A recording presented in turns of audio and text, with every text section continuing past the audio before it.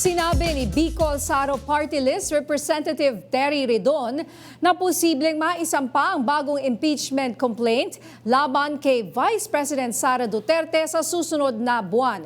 Ito ay kahit hindi pa nareresolba ng Supreme Court ang apela ng mababang kapulungan sa desisyon ng SC na nagdedeklara na illegal ang impeachment complaint na inihain laban kay VP Sara noong 2025. Kaugnay niyan, makakausap natin sa linya ng telepono si Ginoong Gary Alejano, National President ng Samahang Magdalo. Magandang gabi po, Sir Gary, and welcome sa Arangkada Balita.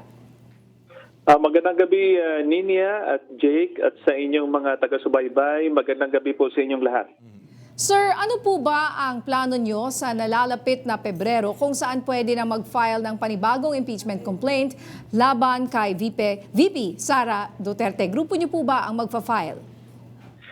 Well, hindi naman ho totally na ang grupong Magdalo ang magpa-file, but alam naman ho natin na kasama ho ang Magdalo sa nag-file ng impeachment complaint nung nakaraang taon. Kasama rin po ako sa isa sa signatories doon. Na-dismaya ho kami dahil nga sa issue ng ruling ng Supreme Court.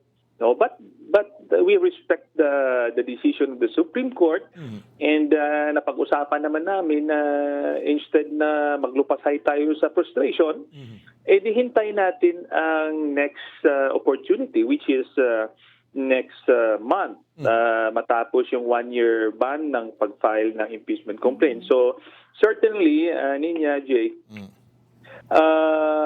kasama ang civil society, ay parang refile lang naman yung kaso na yan. No?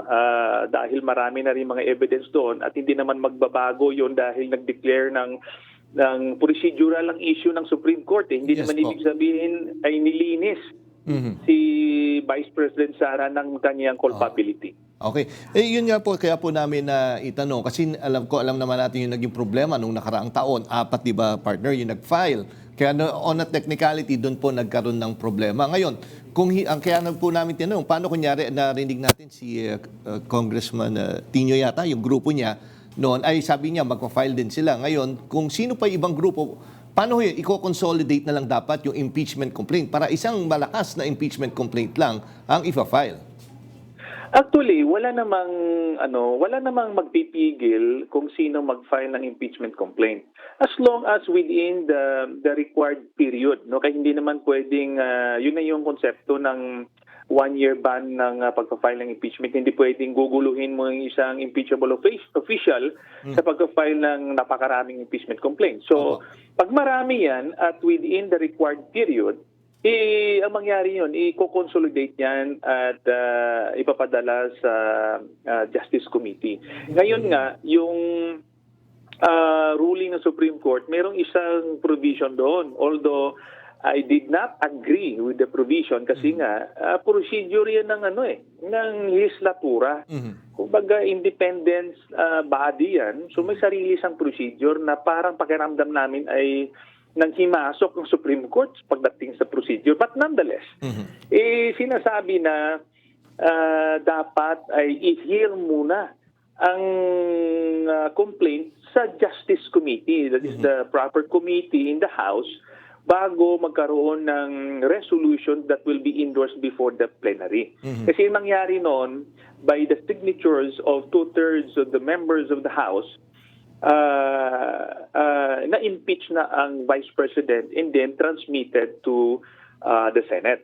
So this time around, kailangan daw i-hear muna sa Justice Committee. Okay. And looking at it, isa na ring magandang opportunity yan kasi doon pa lang makikita na kaagad ano ang laman ng impeachment, no? Kasi magkakaroon ng hearing, nagkakaroon ng paglalabas ng mga ebidensya. So doon pa lang, kahit na hindi pa dumating sa Senado, ay mahilera na yung ano ba ang mga aligasyon labang sa Vice President at masagot din ng kampo ng Vice President. Okay, at may mga nagsasabi po na malabo raw na maipasa ang impeachment ngayon dahil papalapit na ang 2028 elections at may mga bagong guidelines daw ang SC. Ano po ang inyong reaksyon dito?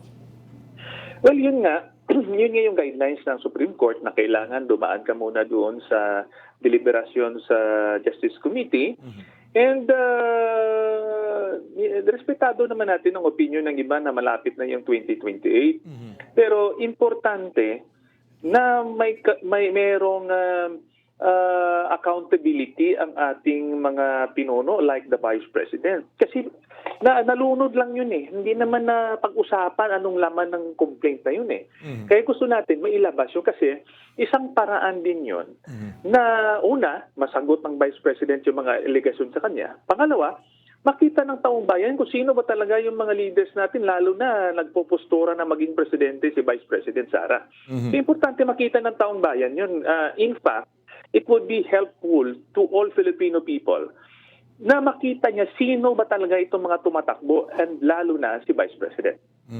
And sir, tingin niyo ba itong yung affidavit ni Ramil Madriaga ay posibleng magamit sa magiging panibagong impeachment complaint? Sa tingin ko, worth it na tingnan yung kanyang affidavit. Kailangan i-vet yun. Kasi ganito lang naman sa pag-file ng impeachment complaint. No? You heard something na tingin mo tama.